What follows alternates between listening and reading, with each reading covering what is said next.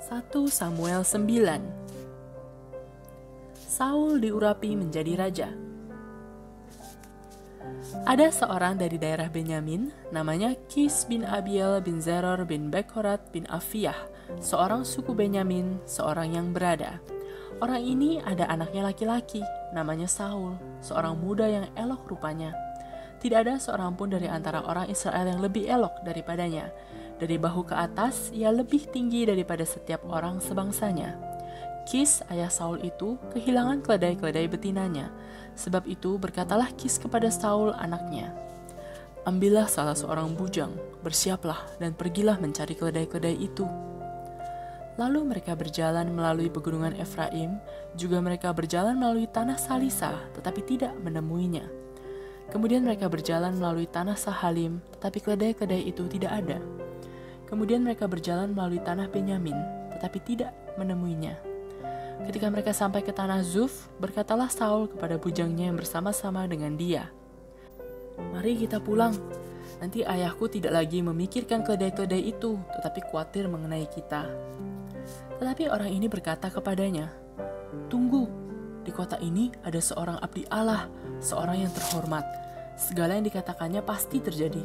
Marilah kita pergi ke sana sekarang juga. Mungkin ia dapat memberitahukan kepada kita tentang perjalanan yang kita tempuh ini." Jawab Saul kepada bujangnya itu, "Tetapi kalau kita pergi, apakah yang kita bawa kepada orang itu? Sebab roti di kantong kita telah habis, dan tidak ada pemberian untuk dibawa kepada abdi Allah itu. Apakah yang ada pada kita?" Jawab bujang itu pula kepada Saul, "Masih ada padaku 1/4 sikal perak.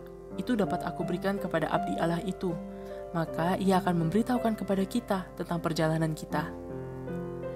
Dahulu di antara orang Israel, apabila seseorang pergi menanyakan petunjuk Allah, ia berkata begini, "Mari kita pergi kepada pelihat."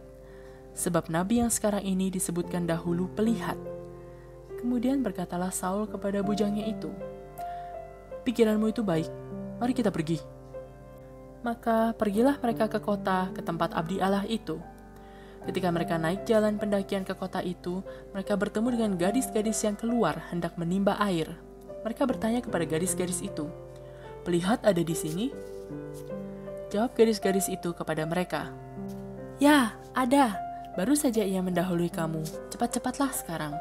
Ia datang ke kota hari ini karena ada perjamuan korban untuk orang banyak di bukit pada hari ini. Apabila kamu masuk ke kota, kamu akan segera menjumpainya sebelum ia naik ke bukit untuk makan. Sebab orang banyak tidak akan makan sebelum ia datang, karena dialah yang memberkati korban. Kemudian barulah para undangan makan. Pergilah sekarang, sebab kamu akan menjumpainya dengan segera." Maka naiklah mereka ke kota. Dan ketika mereka masuk kota, Samuel yang berjalan keluar untuk naik ke bukit berpapasan dengan mereka.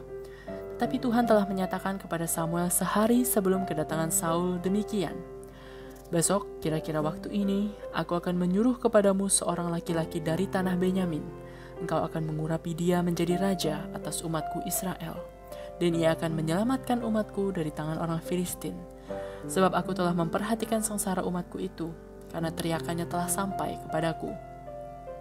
Ketika Samuel melihat Saul, maka berfirmanlah Tuhan kepadanya, "Inilah orang yang kusebutkan kepadamu itu.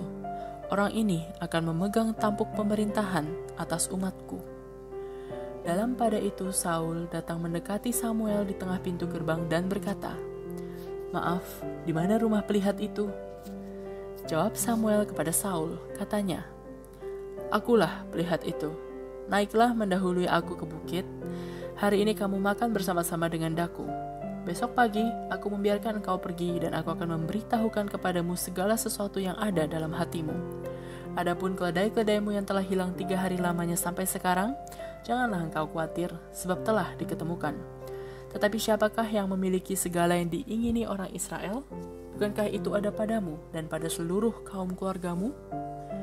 Tetapi jawab Saul, "Bukankah aku seorang suku Benyamin, suku yang terkecil di Israel? Dan bukankah kaumku yang paling hina dari segala kaum suku Benyamin? Mengapa Bapak berkata demikian kepadaku?" Sesudah itu Samuel mengajak Saul dan bujangnya Dibawanya ke pendopo dan diberikannya kepada mereka tempat utama di depan para undangan yang banyaknya kira-kira 30 orang. Berkatalah Samuel kepada juru masak, "Berikanlah sekarang bagian yang kuberikan kepadamu tadi dengan pesan, simpanlah ini dahulu."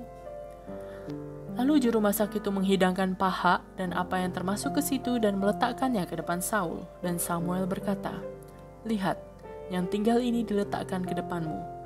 Makanlah, sebab telah disimpan bagimu untuk perayaan ini ketika aku berkata, aku telah mengundang orang banyak." Demikianlah pada hari itu Saul makan bersama-sama dengan Samuel. Sesudah itu, turunlah mereka dari bukit ke kota, dan Samuel bercakap-cakap dengan Saul di atas sotoh. Mereka bangun pagi-pagi, dan ketika fajar menyingsing, Samuel memanggil Saul yang ada di atas sotoh itu.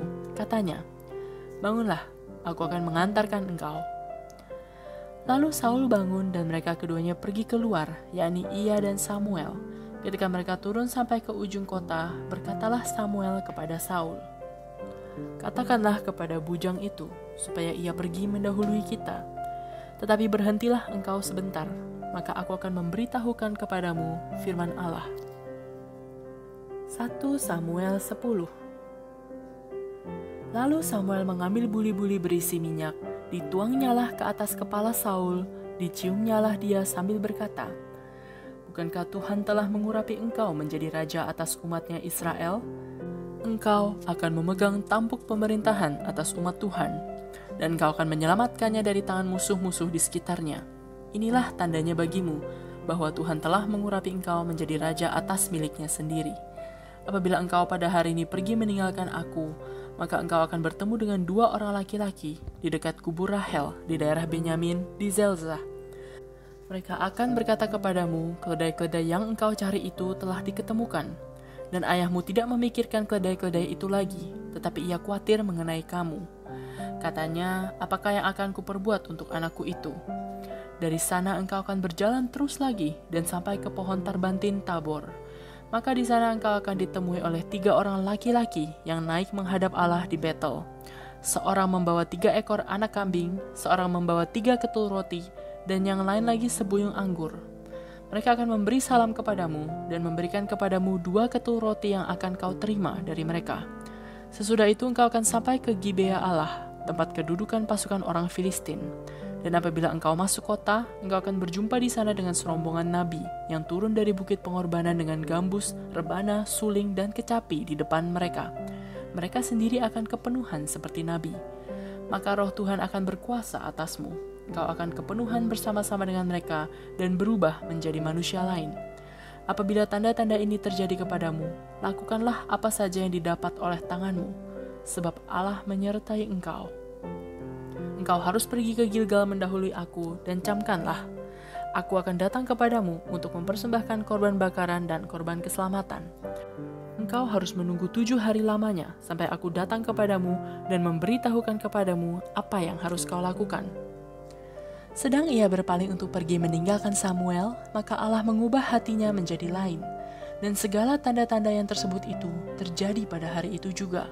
Ketika mereka sampai di Gibea dari sana, maka bertemulah ia dengan serombongan nabi.